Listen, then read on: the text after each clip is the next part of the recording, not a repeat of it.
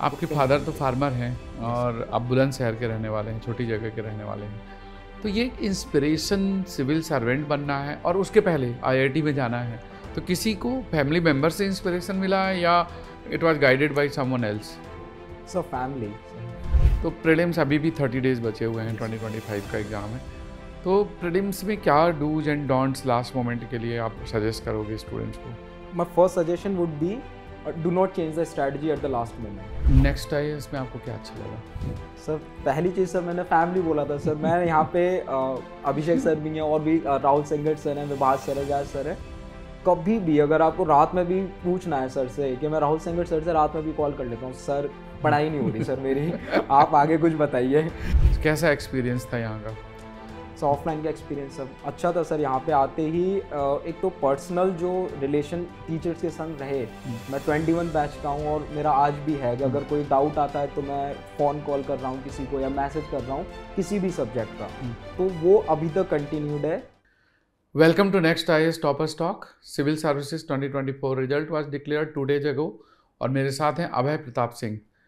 Abhay has secured all India rank 491 और उनका BTech civil engineering से है। He has done from IIT Kanpur और this was a third attempt.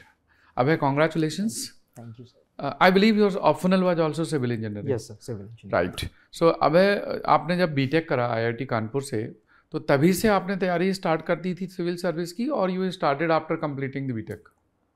Sir BTech around second year के आसपास मेरा डिस्कशन हुआ था मेरे भाइयों के साथ और लोगों के साथ, रिलेटिव्स के साथ भी। तो उसमें ये डिसाइड हो गया था कि हाँ जाना यूपीएससी में है, तो फिर बट मैंने सिविल इंजीनियरिंग फोकस रखा था। उस टाइम भी ये था कि और भी ऑप्शंस थे, इंजीनियरिंग सर्विस था और मेरा ऑप्शनल डिसाइड हो गया था। और फिर मैं कोर्स करिकुलम के साथ ही अपना ऑप्शनल पढ़ता चला गया, तो वहाँ सीजीपीआई भी ठीक रही और ऑप्शनल भी ठीक रहा, तो वो दोनों काम एक साथ होते रहे। उसके बाद तो टेक्निकल, कई लोगों का ये सोचना होता है कि इंजीनियरिंग ऑप्शनल्स बहुत डिफिकल्ट हैं या सिलेबस ज़्यादा है, तो आपका एक्सपीरियंस कैसा है? वैसे एब्सोल्युटली सर, सिलेबस ज़्यादा है। अगर कॉलेज में ढंग से नहीं पढ़ा है तो शायद डिफ़िकल्ट भी ठीक ठाक रहेगा। उसका ये रहता है कि अगर कॉलेज में बहुत अच्छे से किया है या फिर जो लोग इंजीनियरिंग सर्विस दिए हुए हैं और पहले से प्रिपेयर किए हुए हैं, तो वो मैनेजेबल होता है। और उसमें एक बेनिफिट ये है कि अगर सब्सिक्वेंट अटेम्प्ट देने पड़ते हैं तो उसमें इम्प्रूवमेंट होता रहता है, तो वो पीछे जाने का चांसेस थोड़ा सा कम रहता है सिविल इंजीनियरिंग में। और डिटर्मिनिज्म इज वन थिंग, जो सब्जेक्टिविटी है वो थोड़ा सा कम है काफ़ी कम है सिविल इंजीनियरिंग के साथ, तो उसमें और प्लान बी भी तैयार रहता है। हाँ, और प्लान बी भी तैयार रहता है, तो वो ऑल राउंड ऑप्शन रहता है कि अगर कुछ इनकेस नहीं होता है तो बैक ऑफ द माइंड के ठीक है अभी कुछ कर लेंगे इसके साथ, वरना तो बीटेक खराब नहीं जाएगी अपनी। राइट। तो फिर आपने जब यूपीएससी की जर्नी स्टार्ट की, तो उस समय क्या दिमाग में था कि मुझे सिविल सर्विस के लिए कैसे तैयारी करनी है? एनसीईआरटी से स्टार्ट करना है, कोचिंग करनी है, या बिगिनिंग कैसे हुई? सर ऑप्शनल का तो मैंने बताया सर कॉलेज से, बट जीएस का सर मुझे कोई आइडिया नहीं था। 10th के बाद शायद मैंने कभी पढ़ी होगी जीएस, तो मैंने स्ट्रेट फॉरवर्ड कोचिंग ज्वाइन की थी। मैं नेक्स्ट आईएएस में आया था, मेरा लास्ट सेमेस्टर चल रहा था और उस टाइम कोविड था तो क्लासेस ऑनलाइन थी, तो मैं थोड़ा पहले ही यहाँ पर आ गया था जैन बैच में 2021, वो पहला बैच था। तो मैंने एनसीईआरटी पढ़ना यहीं से स्टार्ट किया था। जैसे जैसे टीचर्स ने बोला कि ये पढ़ना है, यहाँ से पढ़ना है, मैंने उसको स्ट्रिक्टली 1 साल फॉलो किया, तो वो ऑलराउंड सारा कुछ ऑलमोस्ट कवर हो गया था जीएस का। और ऑप्शनल में अपनी साइड से बहुत सारे स्टूडेंट्स हैं वो सोचते हैं नहीं एनसीईआरटी पहले फिनिश कर लो फिर तैयारी स्टार्ट करो या कोचिंग स्टार्ट करो, तो आपने सीधे स्टार्ट कर लिया? हाँ सर, मेरा सर एनसीईआरटी के संग एक इशू आ रहा था। मैं पढ़ रहा था कॉलेज के टाइम भी, वो मन किया तो एनसीईआरटी पढ़ ली, बट उसमें प्रॉब्लम ये थी गाइड करने वाला कंटिन्यूसली कोई नहीं था, क्योंकि मैं पढ़ रहा था, मैं सारी एनसीईआरटी पढ़ रहा था। मैंने ज्योग्राफी की भी 6 से स्टार्ट कर दी और मैंने बाद में रियलाइज किया कि जब मैं 9th-10th पे आया और एक्चुअली 11th-12th आया तो काफ़ी रिपीटिशन है, तो मैं डायरेक्टली वहाँ जा सकता था अगर मुझे तब, जैसे टीचर बताते हैं कोचिंग में कि आप इनको स्किप कर सकते हैं, इनको पढ़ सकते हैं, तो वो टाइम बच जाता है। आपके फादर तो फार्मर हैं और आप बुलंदशहर के रहने वाले हैं, छोटी जगह के रहने वाले हैं, तो ये इंस्पिरेशन सिविल सर्वेंट बनना है और उसके पहले आईआईटी में जाना है, तो किसी को फैमिली मेंबर से इंस्पिरेशन मिला है या it was guided by someone else? Sir family, मतलब मेरे मदर फादर दोनों स्टार्टिंग से ही पूरी तरह डिटरमिन थे कि इसको गांव में तो नहीं रखना है तो इसको बाहर भेजना है। मैं 4th क्लास में बाहर गया, तब बाहर रखने का सोर्सेज नहीं थे, बट मेरे अंकल हैं सुखदेव शागव चाचा हैं, मैं उनके साथ रहा जब वो एलएलबी कर रहे थे। इवन मैं अपनी मदर के साथ कभी नहीं रहा 4th क्लास के बाद। फिर मैं अपनी सिस्टर्स के साथ रहा, उन्होंने मेरी पढ़ाई कंटिन्यू कराई, तो मेरा प्रोसेस इतना अच्छा चलता चला गया, मुझे इतना सपोर्ट मिला कि मुझे देखना ही नहीं पड़ा कि वो लोग कर रहे थे कि जाना है बाहर ही रहना है। फिर IIT में हुआ, फिर उसके बाद फादर ने कहा, मैंने भी डिस्कस किया था कि मैं जॉब कर सकता हूँ अगर इश्यूज आ रहे हों, तो मेरे फादर का एक ही स्टेटमेंट था कि अगर मैंने अब तक सब कुछ किया है तो मैं और भी कर सकता हूँ, तो तुम्हारा है कि अगर तुम अपना पूरा कंप्रोमाइज नहीं करना है और जो चाहिए वो फिर लेना है। तो आप जब कोविड के बाद यहाँ आ गए नेक्स्ट IAS करोल बाग, तो आपने ऑनलाइन पढ़ा था या ऑफलाइन पढ़ा? सर मेरा ऑफलाइन बैच था, बट वो मिक्स हो गया था बीच में, बट ऑफलाइन था। कैसा एक्सपीरियंस था यहाँ का? सो ऑफलाइन का एक्सपीरियंस सब अच्छा था सर। यहाँ पे आते ही एक तो पर्सनल जो रिलेशन टीचर्स के संग रहे, मैं 21 बैच का हूँ और मेरा आज भी है कि अगर कोई डाउट आता है तो मैं फ़ोन कॉल कर रहा हूँ किसी को या मैसेज कर रहा हूँ किसी भी सब्जेक्ट का, तो वो अभी तक कंटिन्यूड है। और जैसा कि सर आप बोलते हैं कि next IAS is not only the institution but it's a family, and which is absolutely true, and I am 100%। मैं तो सभी बच्चों को बोलता हूँ कि this is your second home. Yes sir. जब आप घर से यहाँ आ गए हो अपने पेरेंट्स को छोड़ करके थाउजेंड्स ऑफ किलोमीटर अवे, तो यहाँ पर कोई तो आपका गार्जियन होना चाहिए ना। So we take this responsibility कि we are the guardian for our students. Yes sir. तो मेरा जो क्वेश्चन था वो इस बात को लेकर के था कि जो यहाँ का एनवायरनमेंट है दिल्ली का, करोल बाग, राजेंद्र नगर, यहाँ कुछ चैलेंजेस भी हैं लेकिन कुछ मोटिवेशनल फैक्टर्स भी हैं जो स्टूडेंट्स को यहाँ आने के लिए डिराइव करते हैं, दे अट्रैक्ट। तो आपको कैसा फील हुआ यहाँ पर, लोकेलिटी का कैसा एनवायरनमेंट का फ़र्क पड़ा आपकी पढ़ाई में? सर करोल बाग में रहना मेनली कोचिंग्स के लिए रहा जाता है, तो बट यहाँ पर क्राउडेड एक एरिया है तो वो इशू है, बट यहाँ पे पीयर ग्रुप्स भी अच्छे बनते हैं, दोस्त भी अच्छे बनते हैं, तो it's like double edge sword. आपका कभी कभी सर्कल अच्छा बन गया तो बहुत अच्छा हो जाता है और वो अदरवाइज भी जा सकता है। तो अगर इन बिटवीन चाहिए तो मेरा ये था कि मैं रमेश नगर में रहा काफी टाइम, मैं थोड़ा और दूर होता चला गया, कम्यूट भी बहुत ज्यादा ना करना पड़े, और एक जो यहाँ पे इश्यूज हैं, चैलेंजेस हैं, फूड वगैरह के भी हैं थोड़े से, तो वो थोड़े नलिफाई हो सकें। But you have both the experiences, क्योंकि आपको कुछ समय के लिए ऑनलाइन भी पढ़ रहे थे, कुछ ऑफलाइन।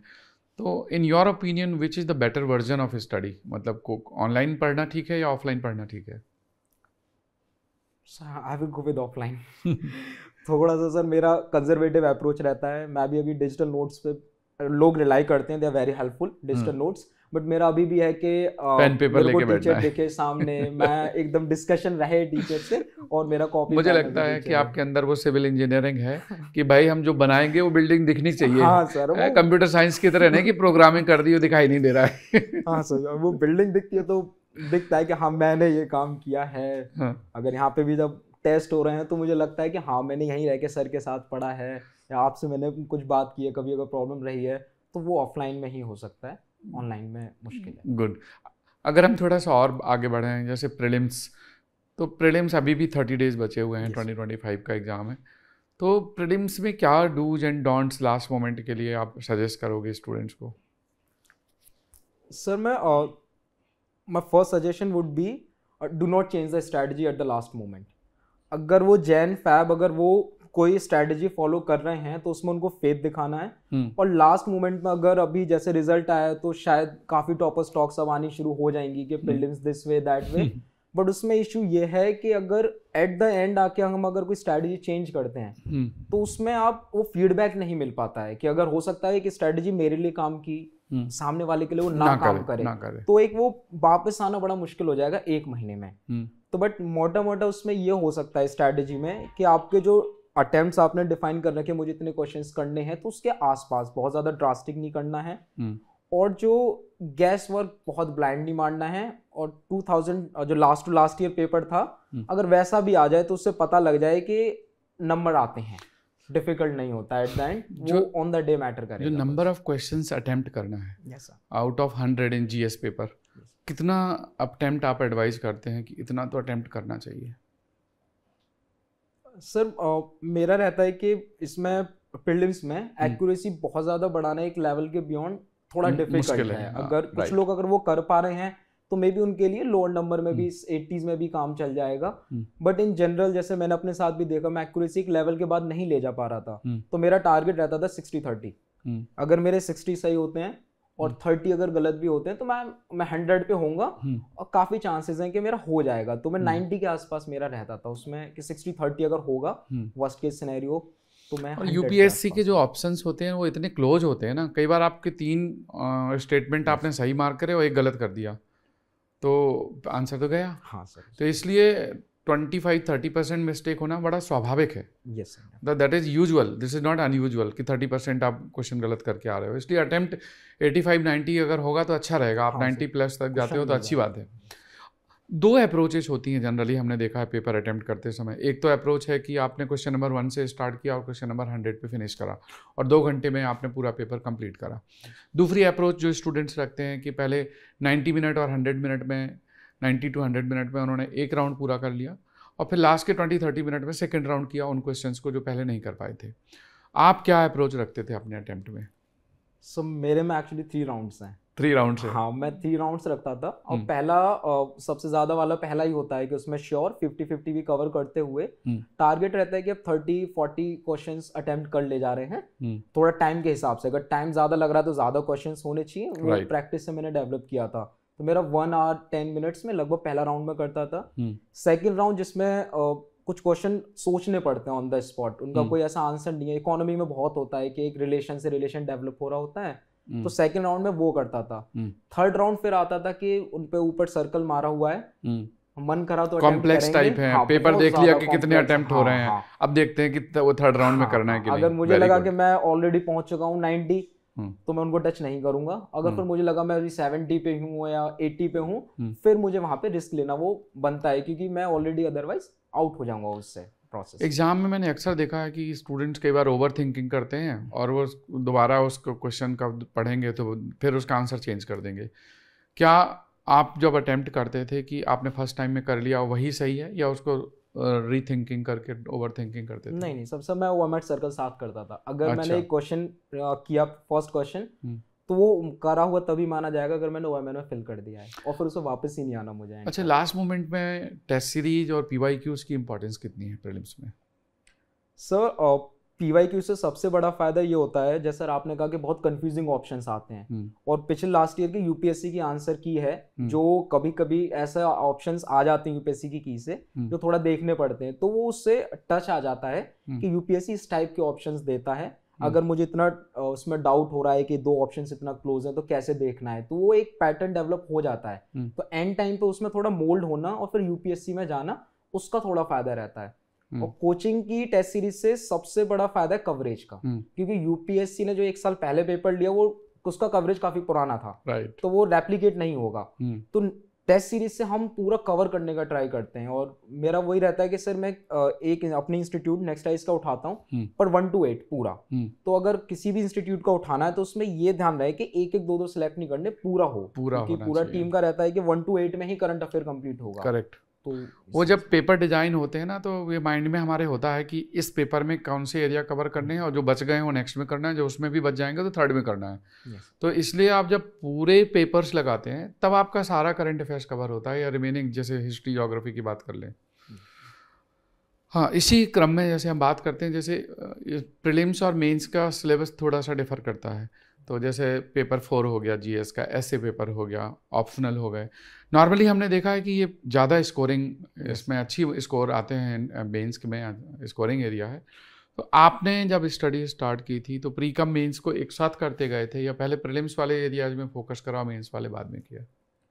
सर नहीं सर, साथ था। जैसा कि कोचिंग में भी ऐसे पढ़ा जाता है, दोनों पैरेलली चलते हैं, तो नोट्स भी पैरेलली चलते हैं। तो मेरा भी टारगेट रहता था कि प्रीलिम्स इसी टॉपिक में से ही आना है मेंस में से, बट वो अंडरस्टैंडिंग तो मुझे मेंस के लिए ही डेवलप करनी है एट द एंड, क्योंकि प्रीलिम्स फिर एंड में जाके फिनिशिंग टच और उसको चेरी पिकिंग टाइप करके फैक्ट्स मुझे उठाने, चीजें याद करनी है, बट अल्टीमेटली तो मेंस है जो नंबर देने वाला है। तो मेरा अप्रोच रहता था कि जो अंडरस्टैंडिंग मेरी डेवलप हो रही है वो मेंस के अकॉर्डिंग अच्छी खासी हो, तो एंड में एफर्ट। नेक्स्ट आईएएस में आपको क्या अच्छा लगा? सर पहली चीज सर मैंने फैमिली बोला था सर। मैं यहाँ पे अभिषेक सर भी हैं, और भी राहुल सेंगर सर हैं, विभास सर है, क्या सर है, कभी भी अगर आपको रात में भी पूछना है सर से कि मैं राहुल सेंगर सर से रात में भी कॉल कर लेता हूँ, सर पढ़ाई नहीं हो रही सर मेरी, आप आगे कुछ बताइए, मुझे आगे देखना है। तो वो बहुत सपोर्टिव नेचर बहुत अच्छा था। उसने ये रहता है कि सर कंटेंट तो कहीं से भी शायद मिल जाए, बट जो कंटेंट डिलीवर किया जाता है, जो टीचर्स पढ़ाते हैं जिस अफेक्शन के साथ, वो बेस्ट था यहाँ पे। तो वो अभी तक मैं हूँ, जैसे अभी मैं 21 बैच 22 बैच का मैं था, बट स्टिल मैं अभी भी कनेक्ट में हूँ सारे टीचर्स, कोर्सेज सभी के। तो वो जो ऐसे पेपर है वो एक इंजीनियर्स के लिए चैलेंज होता है, क्योंकि बैकग्राउंड तो आपका पूरा सिविल इंजीनियरिंग का है। ऐसे के लिए तो कुछ करा नहीं है, तो उसके लिए क्या किया आपने? सर ऐसे में जिस साल से मैंने देना शुरू किया था तो फिलोसॉफिकल ट्रांजिशन हो चुका था ऑलमोस्ट। तो वो जीएस वाला अप्रोच तो खत्म ही हो गया था, पेस्टल अप्रोच ऑलमोस्ट खत्म, तो वो नहीं था, फैक्ट से काम नहीं चलने वाला था। इसमें सर बेस्ट वे था, मेरे एक अंकल हैं शिवेंद्र, उन्होंने यही बताया था कि इसमें डिस्कशन जितना करोगे अपने पीयर ग्रुप में, मेरा सर्कल था, हम लोग साथ रहते थे जितना भी तैयारी करते थे, एक कोचिंग से जो सीखा, फिर उसके बाद उस कंटेंट का डिस्कशन करना, क्योंकि मैंने अलग तरीके से इंटरप्रेट किया, मेरे साथ वाले ने अलग तरीके से इंटरप्रेट किया, तो ऑलमोस्ट हमारे पास 5 डायमेंशन ऐसे के आ जाएंगे अब उसके बाद। तो ये मुझे लगता है कि इसमें डिस्कशन बहुत इंपॉर्टेंट है, डायमेंशन ढूंढना सबसे इंपॉर्टेंट है। अगर एक भी यूनिक डायमेंशन हुआ, आई थिंक सर 10-15 मार्क्स का मार्जिन कहीं गया नहीं है, एक भी यूनिक डायमेंशन आ गया तो। स्टूडेंट्स को एक बहुत बड़ा चैलेंज फील होता है, वो है टाइम मैनेजमेंट। जब खास करके जब कोचिंग ख़त्म हो जाती है, उसके बाद जब तक क्लासेस चलती हैं, you have a schedule, class आना है, घर जा करके वो पढ़ना है, रिवीजन करना है, and so on. But when the classes are completed and then when you are 24 hours available at your room, so what was your way of study? क्या आपने कोई लाइब्रेरी ज्वाइन की या सेल्फ स्टडी की घर पे, and then you had some schedule of study? कितने घंटे पढ़ते थे? That is what I wanted to know, micro management of time.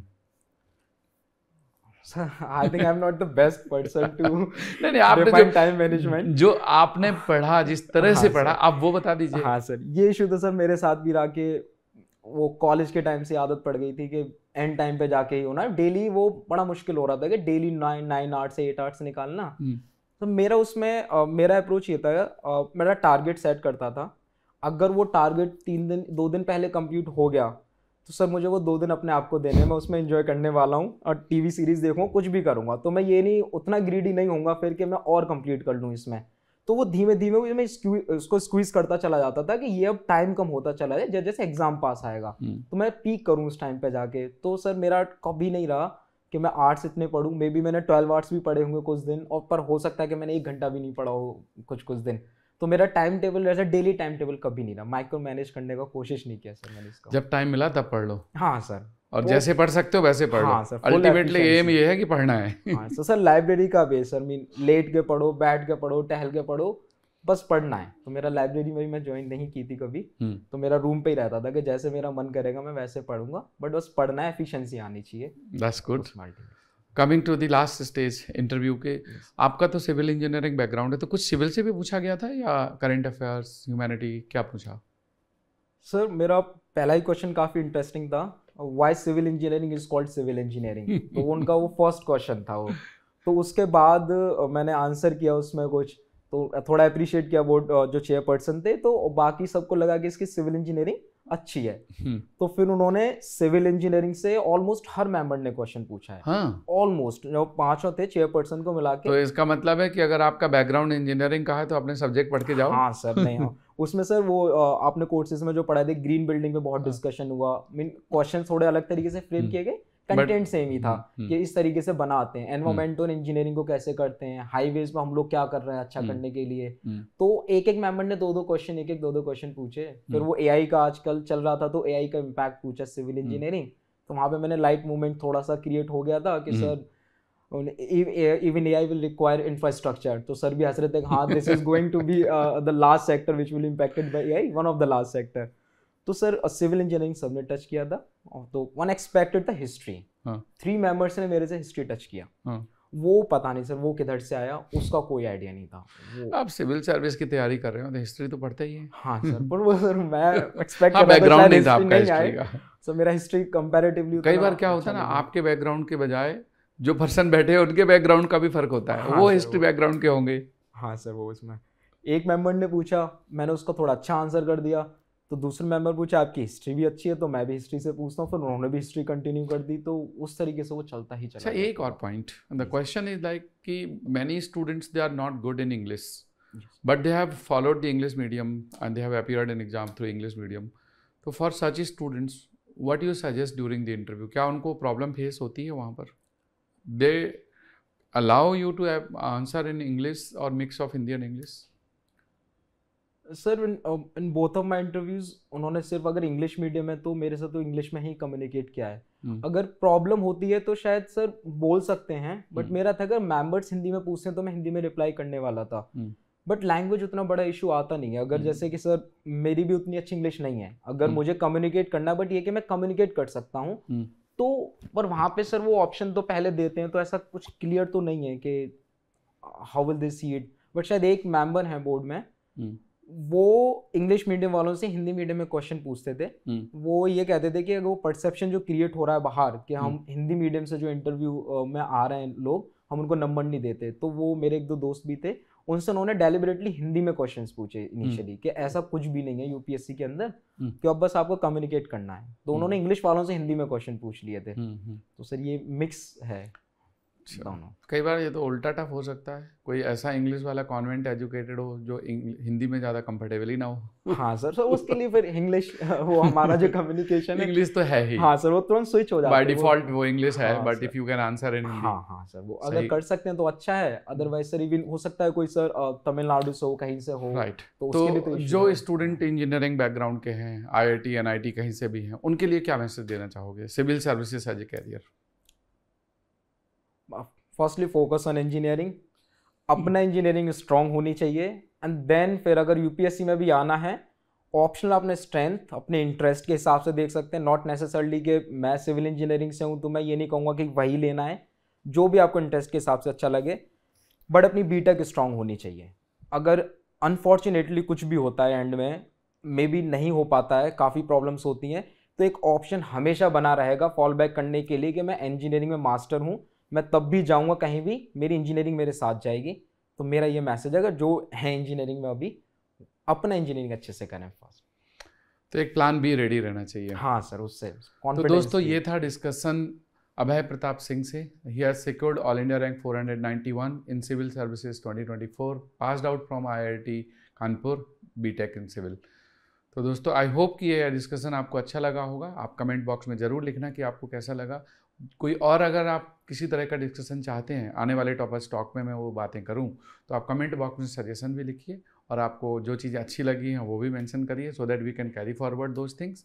And if you want any support from us, we are always there to support you. Thank you very much, and once again congratulations Abhay. जय हिंद।